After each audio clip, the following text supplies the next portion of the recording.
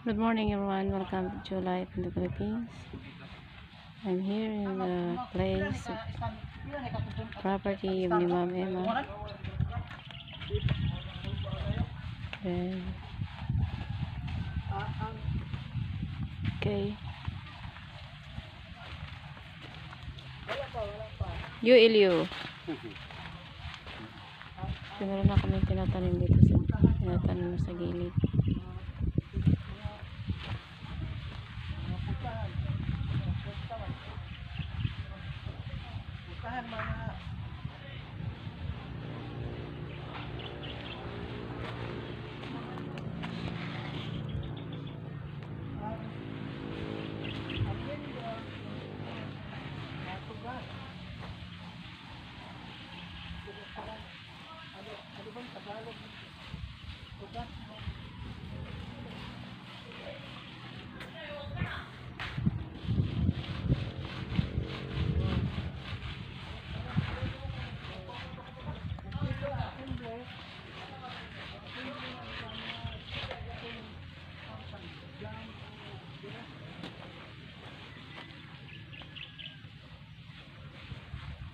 So, dito na lang banda hanggang doon sa likod.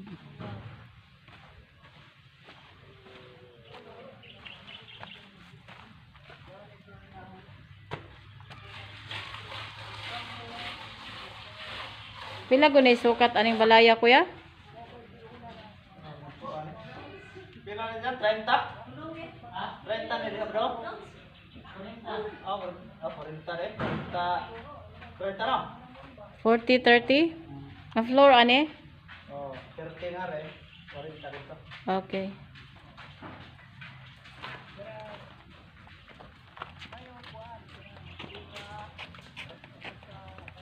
Bali mag-start na diri kuan. Okay.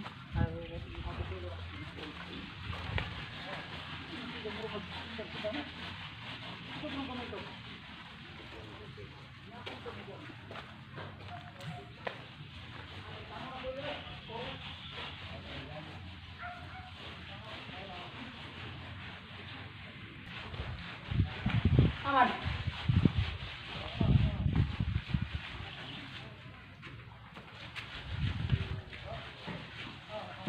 Maganda yung balas nga gigamit nato kuya, yung black no. Kasi pang ato late. Oh, maganda na. Kahit mahal yung kuya pero hindi ba magbiak-biak ang semento, Oh. no? Oh, may kasi sikuan. Finishing. Makapalit pag finishing. Wow. Labas mo dito. Ito yung narangbalan.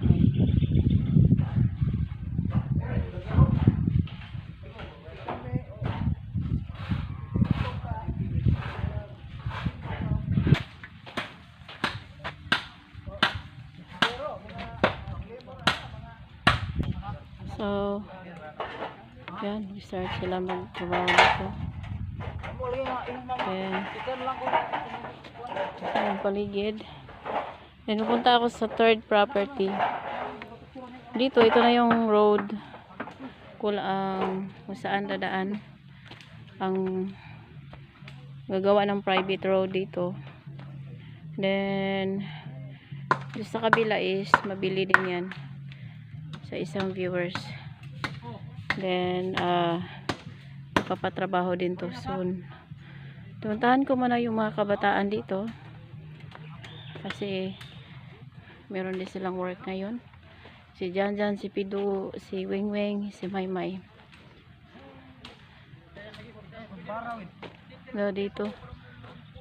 Bali dito banda. Mag-work sila.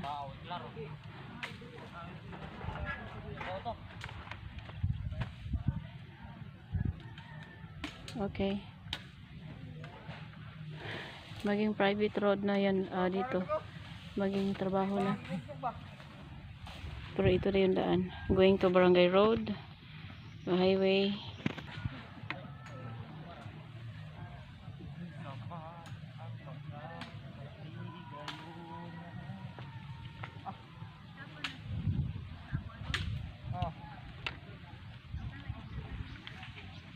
Pinsa oy. Kaya work? Ha? Kaya, kaya. Kaya. Katungingan pastor ba? Doon ay kuan. Tung ano ba? Oh, ano ba? Ano ang gini?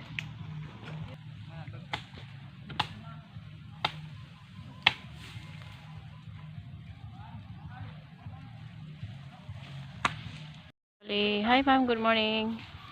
So ayan, mag-start ng so pali pala yung coral ni Piana makuha natin. Yun, mga kabataan. So, pumasok sa bahay niya yung coral natin. Bali maliit na lang yung matira niya. Ayan ito. Bali soon, masarado na tong road dito. Pag ma-bulldozer na yung kabila. Bukas.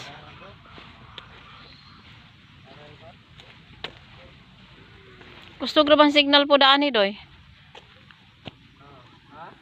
Gusto po ng signal.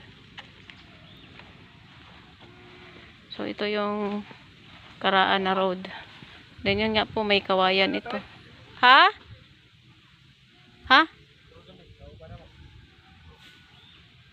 Magdauban, magdaob-daob mo diya nga.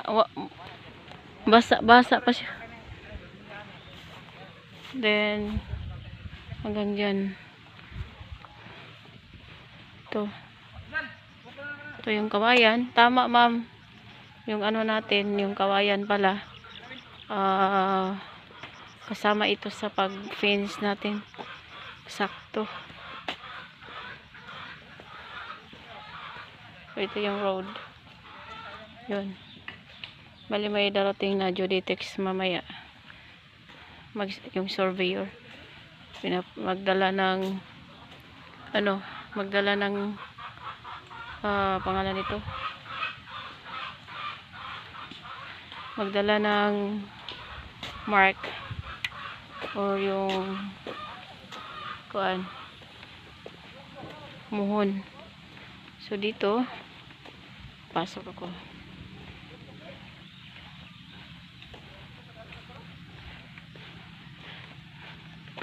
Kasi meron tayo itong road na ito bali na hulog tug sa to Then mamaya kung sakali magpa fence tayo makuha daw ito.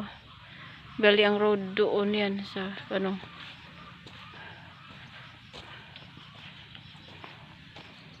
Okay. Ako dito yap. Mga kalabungan.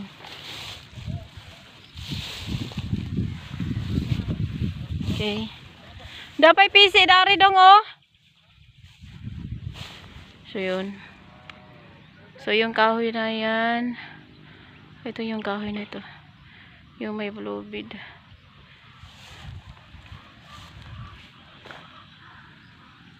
So dito.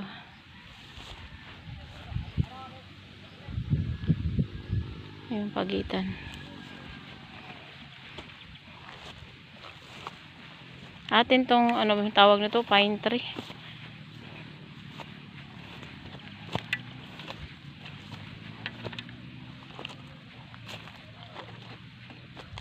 So dito makita na natin yung dagat.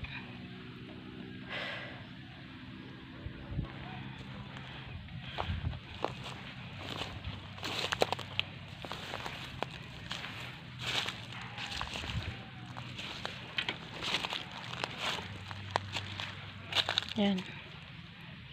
Yan sa atin yan.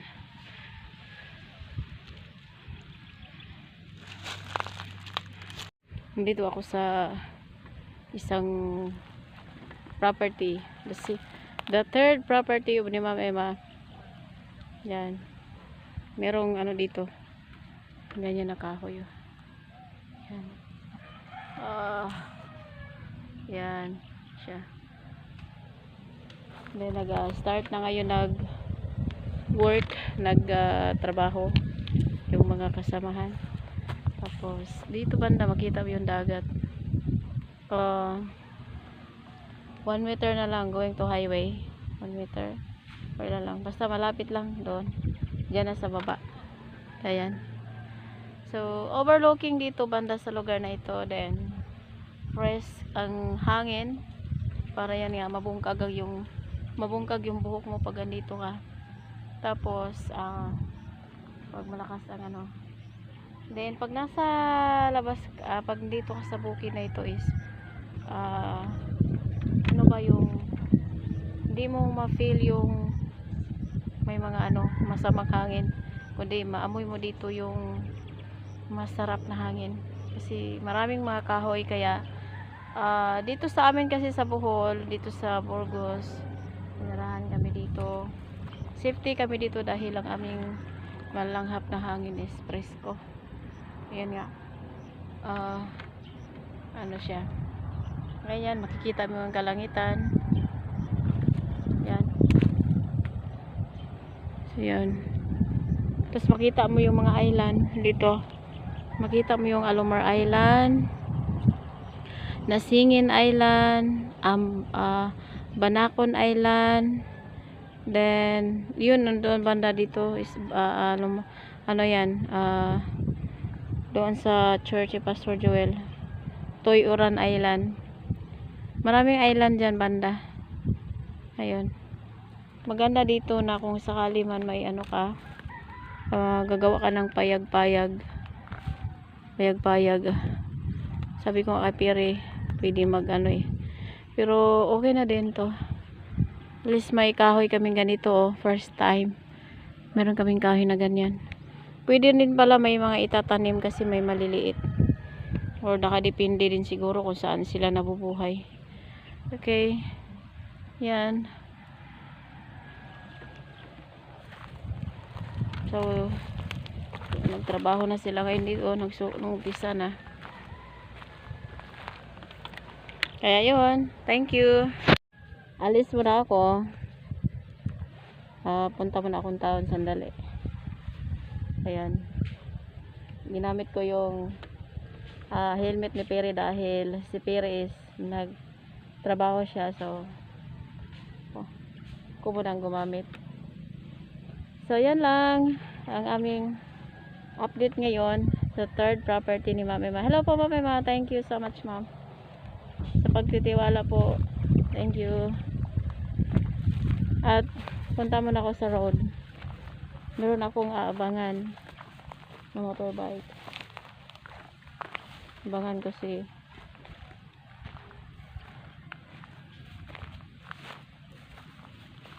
kailangan magmask ka going to town, then merong helmet. Yan lang. Pag sa bukid hindi mo maramdaman yung ano init, sa kumbaga mag helmet ka. Pero sa town ako po, so yan, tahimik ang aming lugar, safe dito.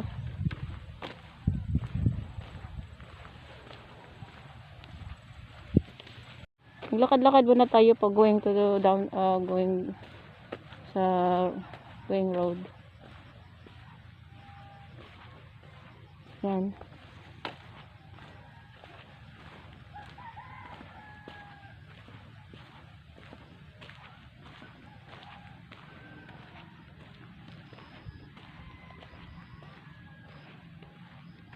Kaya yan, matahimik lang dyan, pero sa baba niyan, ano lang yan, kalsada na.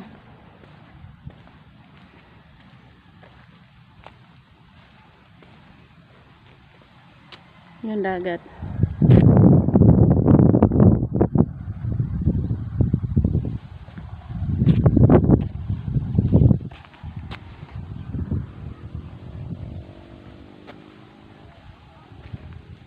Tapos dito, pababa na. Yan, lakad ka lang sandali. Dandahan lang ako lumakad kasi nag-video ko eh. Yan. Sa kabila doon, sa baba. Ano yun siya? Kalsada.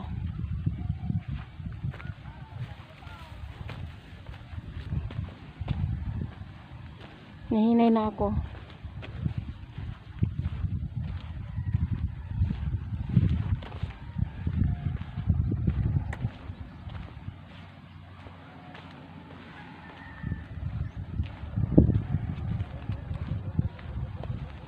Yan lang muna. Naglalakad ako. Balik ako mamaya sa aking video sa kabintana, tapos human poste na. So maabot pa kaniko sa kasimana ya, dili na. Maabot pa tong isang linggo. Maabot pa siguro, no? Unsay kuan ni hapit na ni siya mag-atopiya, no? Oo, ma-deliver na itong kuhan. Yung roof. Oo, dali rin nag-atop nila. Ano sila? Daghan tanta mo o kanan mo atop. Oo. Okay.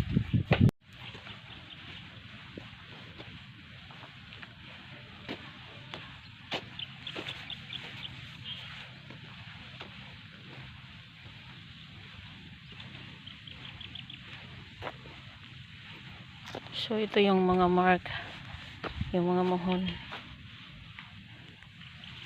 And dito naman is ongoing yan.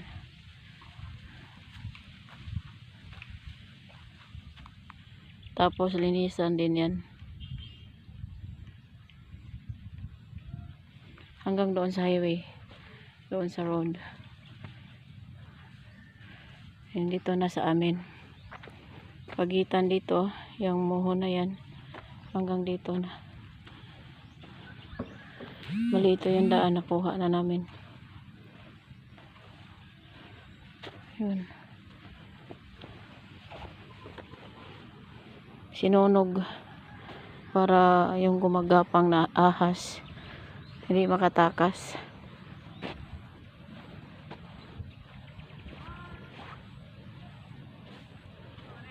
Dito kasama yun dito.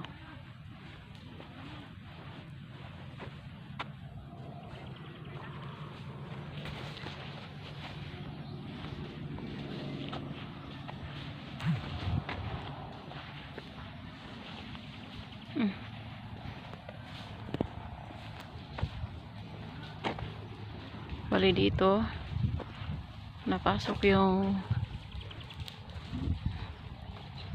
fence.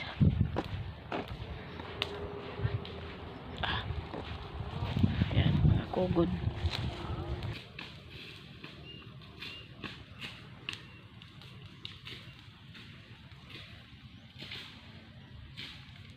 So nakasali rin to yung malaking kahoy. Naglagay kami ng muhon.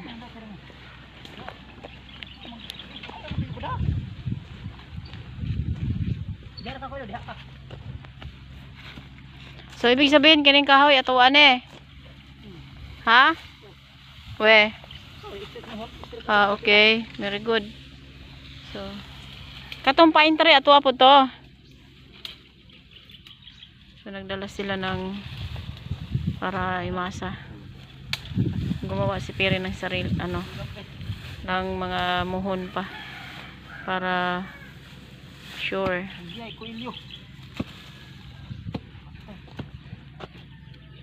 Na. Oh, kanang malambot.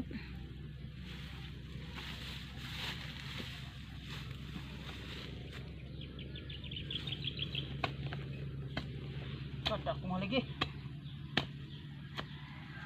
Anang mga gabi ha. So tangan na awa na. Diyan na.